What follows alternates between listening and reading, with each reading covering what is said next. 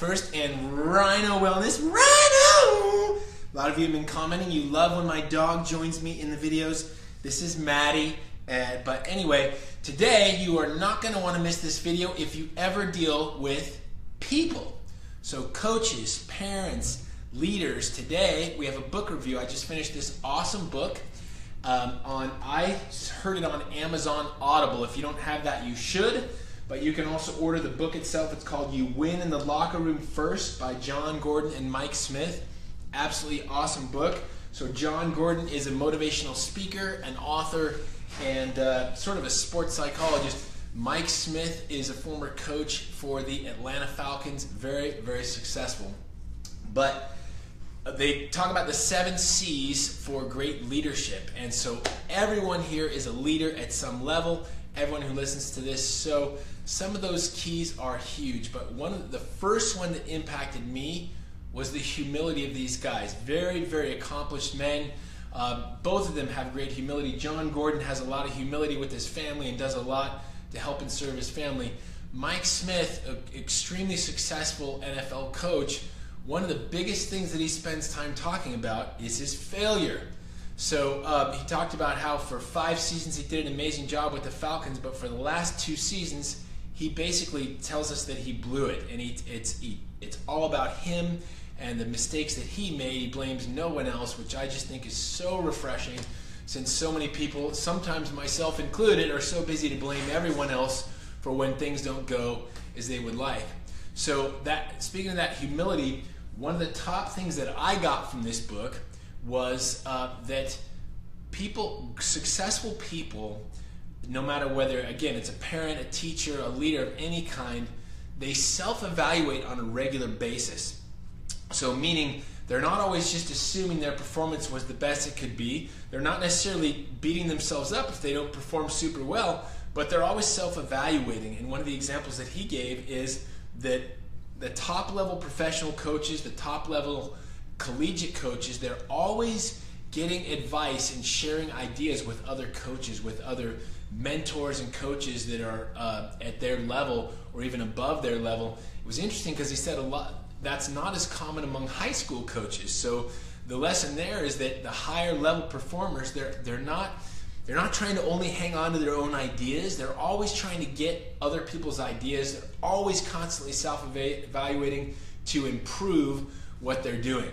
And speaking of leadership, he defined leadership as the transfer of purpose, passion, and belief. And I just love that, because anytime we want something from someone, whether it's from our kids, or I don't just mean want something in a selfish way, but we may want to, like George Washington, lead people into success in battle. We may want our real estate team to go to the next level. We may, again, our kids to just take out the garbage. Whatever it is that we want to do, transferring purpose, passion, and belief is the key to leadership. He said, Mike Smith, one of his biggest things was really investing in all the players on his teams. He also coached for the Jaguars. So investing so that everyone was part of the team. So he always talked about how talent doesn't necessarily make a team, that his quote is, "Team beats talent when talent isn't a team." So all the best players together working as individuals don't always succeed, but when the talented people are a team, they are unstoppable. So when team beats talent when talent isn't a team. So one of the other key lessons that I got from that was that sometimes we need to remove poisonous people from the locker room.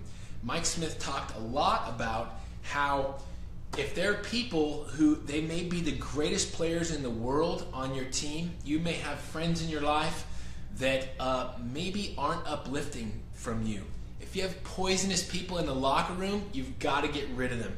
That's a huge thing in your life. Poisonous people around you.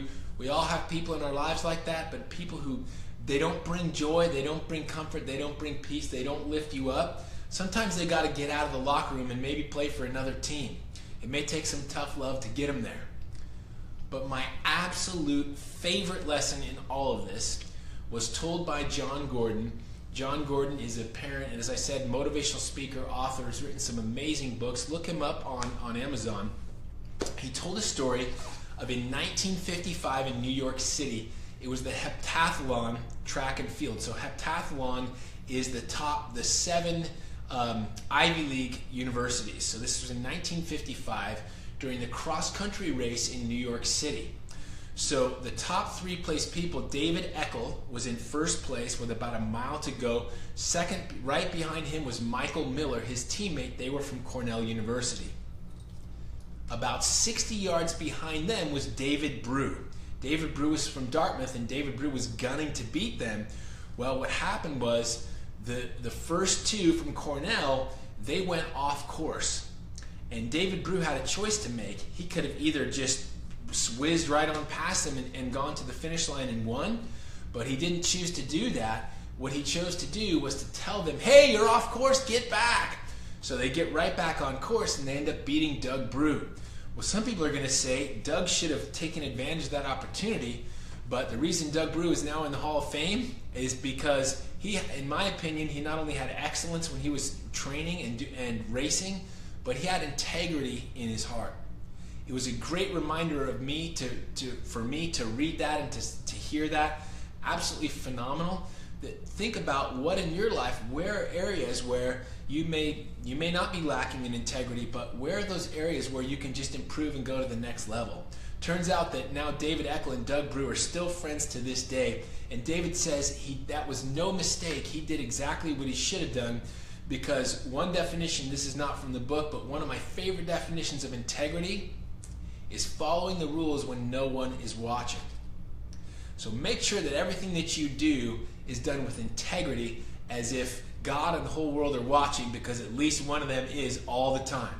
So I hope this book, you win in Locker Room First. Go pick it up. If you're not on Amazon Audible, by the way, check that out. You get a free trial for 30 or 90 days or something just by looking into it. That is amazing. You can be an automobile university. I'm building a flagstone patio, which is not my best skill I'm learning, but I'm having fun doing it, and I'm learning in the process. One of the reasons I'm learning is because there's always great stuff going into my ears.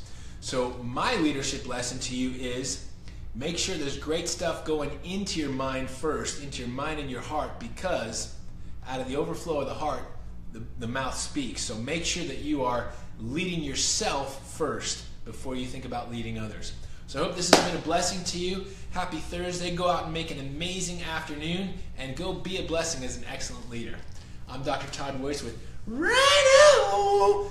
Comment on here if you want to find out how we can help you either get stronger, get more fit, lose weight, get rid of pain, just get your body to the next level. Visit my websites, rhino1010.com or chirofirst.net. Go be a blessing. Thank you.